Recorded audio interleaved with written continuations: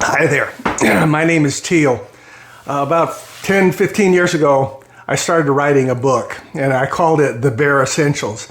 The reason why I started writing the book is because I was going through a difficult time in my own spiritual journey and trying to sort some things out. And I came through, I think, in better shape than I was before. I was a pastor of a church, and I became heartbroken and disillusioned after that experience in ministry, and I quit going to church. I was just devastated. I can remember the dilemma that I was going through because it was so difficult, and I went to the seminary where I had graduated from, and I talked to one of the counselors there. He was one of the professors, but he was also a psychologist person, and I told him my dilemma and how I was having such a struggle. And he knew me, he knew some of the people in the church evidently already. And he said to me, well, look at you, Teal. You wear cowboy boots and you drive a pickup truck. Maybe you should be doing something different than being a pastor. So that didn't exactly encourage me or soothe my broken heart, because I really believed God wanted me to be in a pastoral ministry. So I don't know if that was the last straw or part of the straws that broke the camel's back, as they say, but I kind of dropped out of all ministry. I couldn't go to church. If I did, I went and sat in the back row, and I tried to get out of there before anybody came to talk to me. After about 10 years, things began to change. I tried to actually run away from God. I tried to unbelieve, if you can believe that's such a thing. And God never let go of me. He always held on to me. I could never make the choice to unbelieve. I can't explain that. But during that journey, I thought about my own life and where my connection with God first began. And I was a young person. I met Jesus when I was little, and I met him before I knew what religion was. Can you believe that? I met the God of the Bible, Jesus of Nazareth, before I knew what religion was. I was too young to know what a virgin was, to believe in a virgin birth. I even thought all churches were the same. I didn't know there was denominations. I didn't know that different groups of people argued about what baptism was right or wrong, what the Lord's Supper means, or how the end of the world is going to come, and whether Jesus comes now, later, sooner or later. I knew none of that stuff. And then I realized with my own life, I had been to seminary, I had learned all this stuff, and I was pastoring a church, one of a couple that I pastored, and all of that was kind of stripped away from my life. I said, well, where did it begin? It began with me having a relationship with Jesus, and today there's all kinds of stuff about, I've heard people say, well, it's a relationship with God, not a religion. And there's a lot of truth there, except we don't understand what we're saying when we say relationship and religion. Let me illustrate it this way.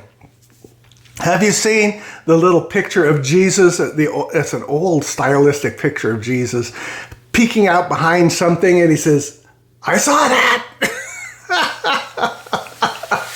And oh my gosh, what a terrible depiction of what God's personality is like.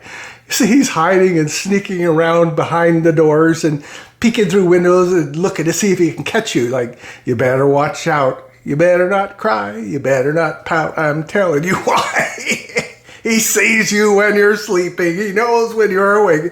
It's like a Santa Claus watching every move you make. That's a pretty one-sided understanding of what God is like. And I think that what we do too often is we replace a relationship with God because we don't even know what that means, with religion because we can understand religion.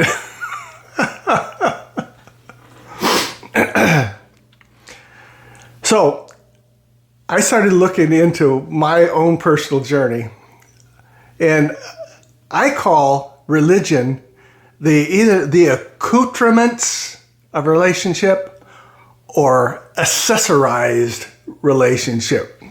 You start with the relationship and then you accessorize. You add some things to it. And maybe we'll talk about some of that later when we look at the life of Jesus and what he was like. But I started studying Jesus and trying not to discover just the things he taught or the things that he did, but who he was. Because I wanted to develop a relationship with him, not just based on a list of rules and Jesus peeking out behind the door saying, "I got you." But what was he like? There was an old Rodgers and Hammerstein musical called The King and I. It's a story from the 1800s. It was put into a musical play in the early 50s. It was redone in, I think, 1999 called Anna and the King, except it wasn't musical. Jodie Foster played Anna. But one of the songs in the original musical says, "Getting to know you, getting to know all about you, getting to like you, wondering if you like me." The idea of relationship is getting to know someone. What are they like? Do they like me? Do I like them? And I found out that as I study the life of Jesus, more and more as I study his life, that I want to be like him. I want to think like him. I want to be. Rather than asking myself, well, what would Jesus do? I ask myself, what would Jesus be? Well, who would he be? So when I do this blog together with you, I don't want it just to be church bashing, like, this is wrong with this church. Over the years, there's so many people have said, there are no true churches anymore. We're going to start one now, the real church. And everybody starts another church. Not everybody, but you know what I mean. The people flock to the banner. There's no true churches.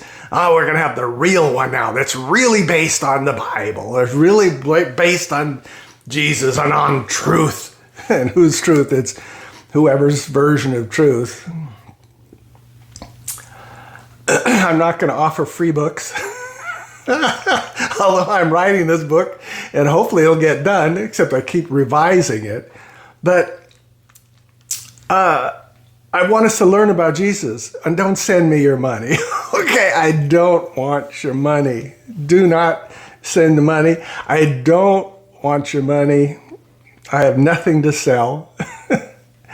In fact, if I was to say I want something more valuable than your money, I want to talk about your eternal soul. And you can't buy that.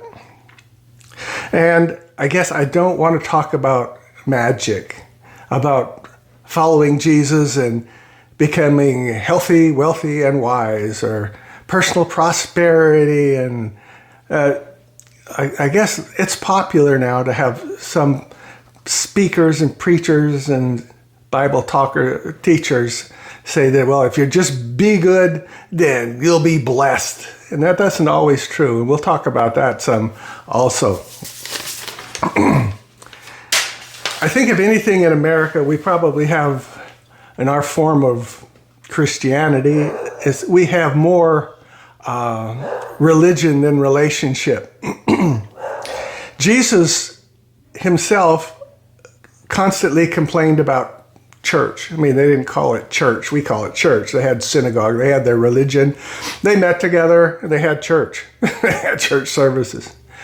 But he didn't like the way that they gave their money. He didn't like the way that people prayed. He didn't like the way they held their services. He didn't like the way they helped the poor. He didn't like the way they misinterpreted the Bible. He didn't like the way they drew up religious rules to follow. He didn't like their leadership style. He didn't like the way they played favorites. He didn't like the way that the leadership was corrupt. There's nothing new. Nothing new. But Jesus was not enthralled with religion.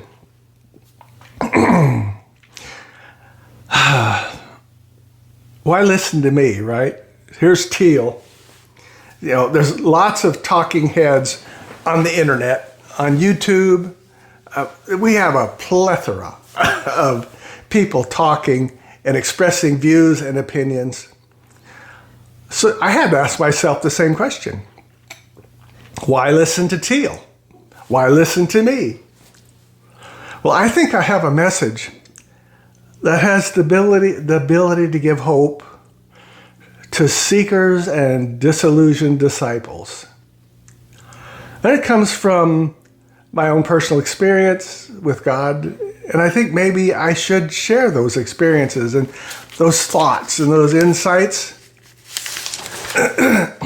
Well, I guess we'd apply for any job. It's like you need a resume, right? So, you want to hear my resume? Oh, well, let's see. I retired a few years ago as a professional firefighter and a state-certified fire officer. I'm a university and a seminary graduate. I was ordained, and I didn't get a $25 ordination certificate off of the internet. I was quizzed and grilled by a group of my peers before they signed the paper. I am a hazardous materials specialist. I am a small business owner. I had my own farm for a little while, and I owned a horse-drawn carriage business. I ran a bookstore. I am a musician and an instrument builder. I play the violin, the nickel harpa, the mandolin, the viola, and the bass not so well, but you get the idea. I play the guitar and the piano. I'm a musician. I build instruments. I fix instruments. I am a horseman. I love horses. I have a horse. I am a teamster. Hi, Charlie. That's my buddy, Charlie. Anyway, I'm a teamster. That doesn't mean I'm a member of a union, but it means that I know how to drive a team of 2 horses and attach them to a wagon or pull a piece of farm equipment. I've designed an aquaponics system, which is in the backyard, and I am using it right now. And get this, I am a YouTube certified mechanic. I just worked on my truck yesterday after watching a YouTube video on how to do it, and it fixed it. And I have been the pastor of 2 full-time pastorates of 2 churches, and the interim pastor of 3 other churches who are in the midst of hiring a full-time pastor. Finally, I have to say that I'm a little bit like Paul the Apostle. In Philippians 3:8, I count it all, or maybe you should close your ears for this. I count it all shit compared to knowing Jesus. Excrement, waste, dung. Paul had been asked about his qualifications in the ministry, and he made a big list. He says, I count it all waste product compared to the greater joy of knowing Jesus. And so I'd have to say that is true for me. I count it all as waste. I mean, I've had all these experiences, I've had lots of training, but it amounts to nothing compared to knowing who Jesus is. And that's what I want to talk about. That's what I'd like to explore, is looking at the life of Jesus, the different things he encountered, the different things he did, but not just what he did, but why he did it. Maybe what his thought processes were. What is it about his personality? One of the disciples said to Jesus, when are you going to show God to us? I like to see God, right? Let's get acquainted. And Jesus replied to him, have I been so long with you that you don't know me?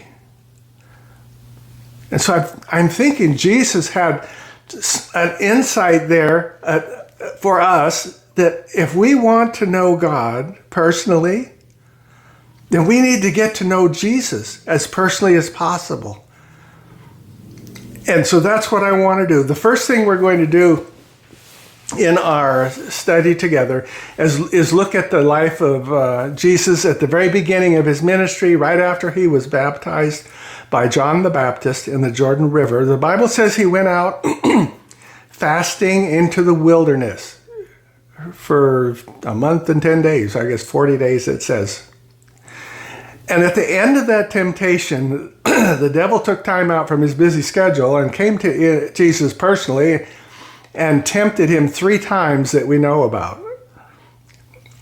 That we don't know about anything else. I'm sure that he wasn't just alone all by himself for the whole 40 days, but we know about 3 temptations. In these 3 temptations, we know what Jesus did, but we also get a glimpse into who he was and why he did what he did.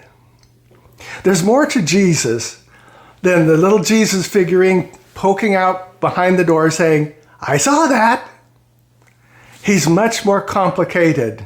There's much more facets to the jewel. There's much more sides to look at. And the better we know him, the better we know God. Not about God, but the better we know. You know, I sat in a prayer meeting the other morning with some people that I had just met, and I was thinking about relationships. And I said to one fella, a new friend of mine, I said, "Ron, I've met you a couple times, and you seem nice, but I don't know you. You know, I don't know you. I just know your face, I know your name, I've learned their name, but I don't really know you. I don't know about you. I don't know the things that you like, the things you don't like, the things that make you happy, the things that make you sad, the experiences that brought you joy, the experiences that made you weep. I don't really know you." So, we're going to take this journey together. If you'd like to do that, I'd be happy to have you come along.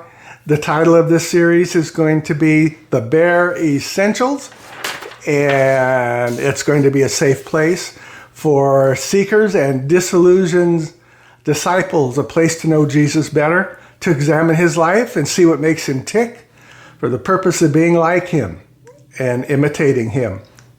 I have an email that is just for this broadcast. It's amid2or3@gmail.com. amid2or3@gmail.com. If you want to drop me a note, you're welcome to do that. I'd be glad to respond or try to answer your questions. If you have a question or an experience you want prayer with or a prayer about or something like that, that's just fine. amid2or3@gmail.com. I look forward to spending some time with you, me and Charlie. Charlie usually sits right there. That's his spot. Man, thank you for watching. I've enjoyed it.